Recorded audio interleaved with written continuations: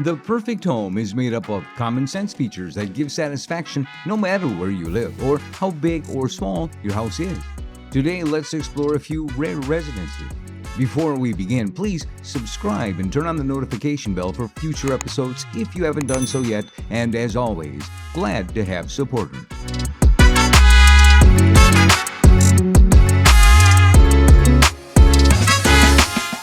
Let's visit the MBS residence designed by Marcos Bertoldi Architecture in Brazil. A panel made up of chevron-patterned wood planks curtains the exterior of this residence with a spiral, massive staircase. A black steel frame makes up the structure of the house and is complemented by the rich wooden palette along with stone walls on either side of the house that frame the living spaces. One of the architect's main goals was to create a flexible living room arrangement that would transition effortlessly between the interior and exterior living spaces. The house is organized from the street to the back part of the lot as a large continuous plan going through its internal areas without a single step. The glass walls that wrap the home run the full height of the structure, ensuring that the living spaces are top-lit all year round. The top floor of the house is covered by a system of hollowed wooden planks, which covers the exterior and is also used inside as a decorative element. The main block of the house, made of glass and wood, is cheered by the light and shadow activity and floats on two side walls covered internally and externally in moledo stone.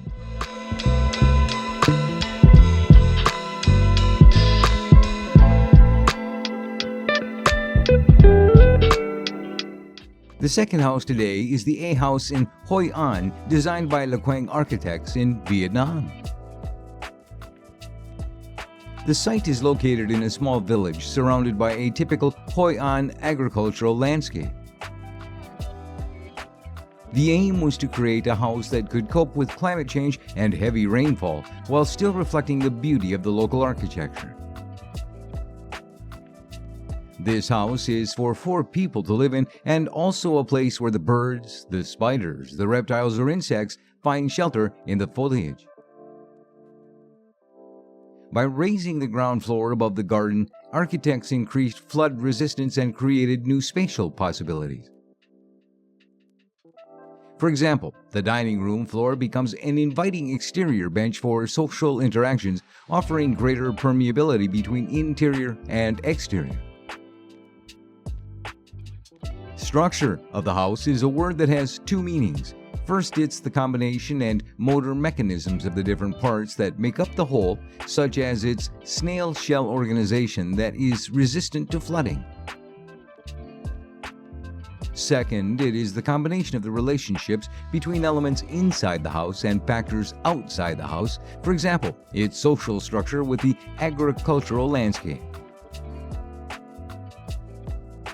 This house creates 2 kinds of structure.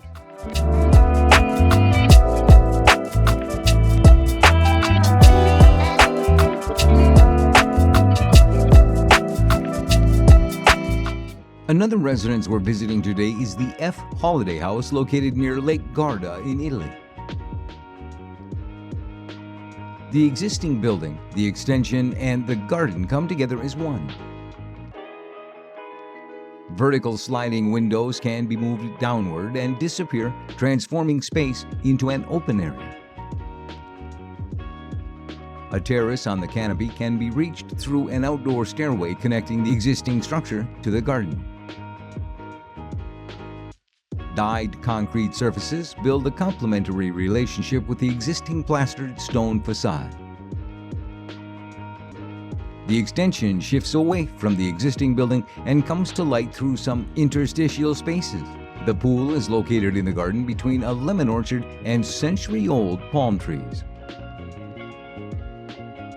The new build extension almost seems to disappear into the garden, becoming an integral part of it, turning the roughly textured stone floor into a natural extension of the lawn. Part of the external facade of the existing house serves as an internal wall in the living room. A swimming pool in the garden adds the finishing touch to the project.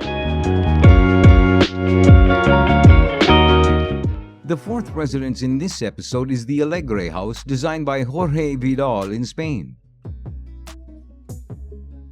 The project is a reformation of an already existing concrete structure to build an isolated family house. The aim was to open the house as much as possible in order to establish more direct relations between exterior and interior spaces. The pine wood and the house merge into one same landscape.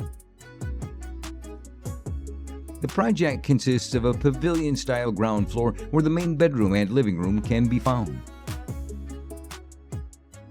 The rest of the program is placed on the first floor. A transversality towards the views is created and the air currents are more propitious. The project's main objective was to offer the resident a place in where to interpret the Mediterranean sensuality. That's why the chosen materials are produced on the island itself, such as the stones used to build the walls of the ground floor or the reeds found in the sun protection system.